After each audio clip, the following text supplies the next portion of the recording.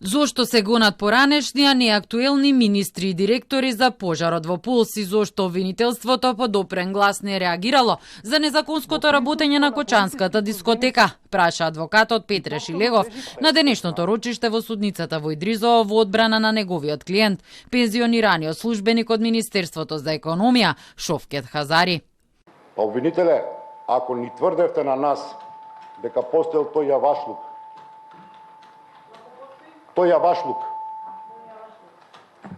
шо правевте вие 13 години во Кочан? Шо правевте? Ако ја прифатиме вашата теорија, вие... окей, јас кажав ништо лично. Ако ја прифатиме ваквата теорија, тогаш обвинителот требаше да го слуша, а не да го чита обвинителниот акт.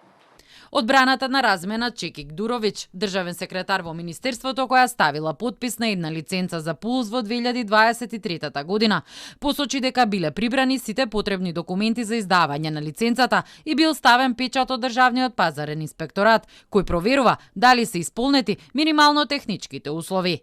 Во ситуација кога пријавата за исполнување на минимално техничките услови за вршење на угостителска дејност е ставен печат од ДП и Кочани, Министерството за економија нема никаква надлежност да врши контрола или да врши надзор над работењето на ДПИ или пак на објектот.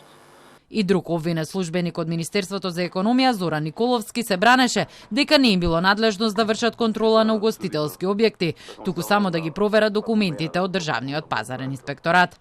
Никогаш во животот нит сум мислел, нит знам каде е Пулс, нити некој друг објект, нити ни било обврска, нити надлежност по закон да вршиме проверка на било какви услови. А истото го посочи и адвокатката Лаличич на другите обвинети службеници Беким Хаджију и Арлинда Касапи од Министерството, дека нивната работа е само административна, а не инспекцијска. Тие работат со документација поднесена од страна на правни субјекти, документација која доаѓа заверена, подпишана и со одговорност од други институции. Кажано јасно, нивната работа е канцелариска обработка на документи, а не проверка на објекти. Пазарната инспекторка Блашка Евтимова пак пред судот рече дека само еднаш била во контрола во Пулс во 2012 година и објектот тогаш ги исполнувал сите потребни услови.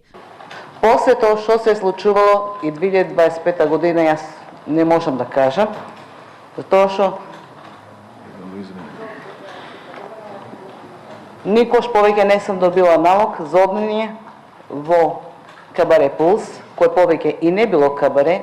Одбраната на другите пазарни инспектори се сведуваше на тоа дека само си ја вршиле својата работа, планот за инспекции го правил директорот, а го одобрувале инспекцијските совети. Во меѓувреме од притвор е пуштен Джевер Камбери, обвинетиот службеник од Министерството за економија, бидејќи обезбедил гаранција. Камбери се гони дека примил подкуп од речиси 4000 евра за да обезбеди лиценца за Пулс.